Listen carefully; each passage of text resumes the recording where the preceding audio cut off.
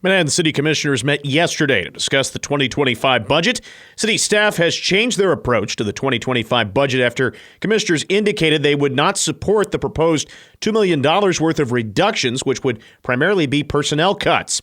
The city is now looking to cut costs through a combination of fewer personnel reductions, increasing cost recovery, finding operational efficiencies, and utilizing alternative funding sources where possible. The city is trying to achieve some personal savings through leaving vacant positions unfilled, but commissioners couldn't agree on whether or not to provide a 3% cost of living adjustment to those employees who remain.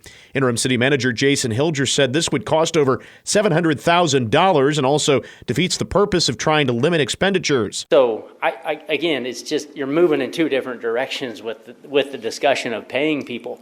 The opportunity is through attrition and just not hiring back, but we're going to pay the folks that are here. I can go with that.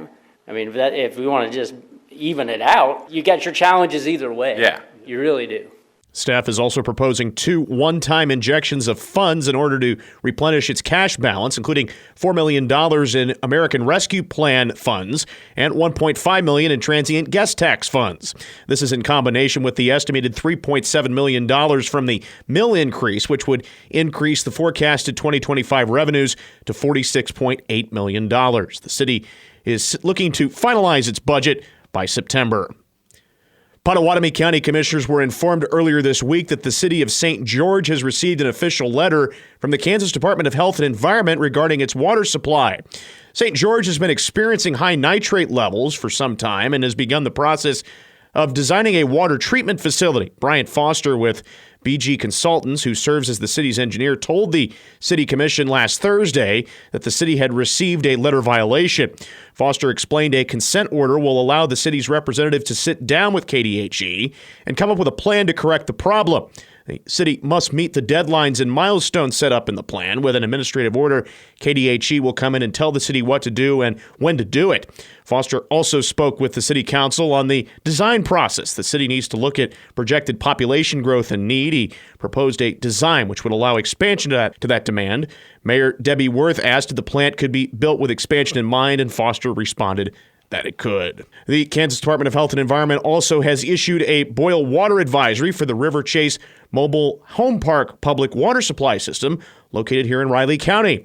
The advisory took effect Tuesday afternoon and will remain in effect until the conditions are resolved.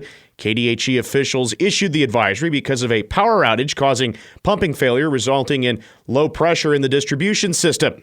Failure to maintain adequate pressure may put the system at risk for bacterial contamination. More than 15,000 fans cheered on the U.S. Army's 1st Infantry Division Commanding General's Mounted Color Guard from Fort Riley recently at the Daddy of 'em All.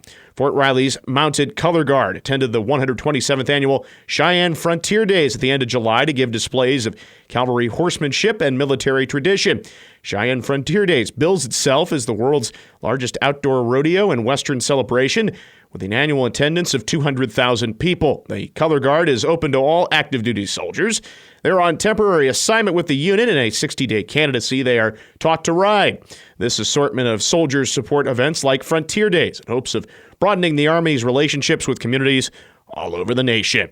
More on the day's headlines can be found at our website, newsradiokman.com and themercury.com. Good morning, I'm Troy Coverdale with your sports headlines. K-State football followed up their morning practice session Tuesday with defensive coordinator Joe Klanderman talking with the media, touting improvement from that squad in this preseason. I think we're playing with more speed now, and we were playing fast, I thought, the first few days. When I sat back and looked, especially when you looked at the secondary, like those guys are playing fast, and I think it's gotten even better. There hasn't been anybody taking their foot off the gas. I mean, it's just been, I think these guys are really driven. The Wildcats 2 weeks out from closing their summer workouts ahead of game prep for UT Martin, the final stretch of the month.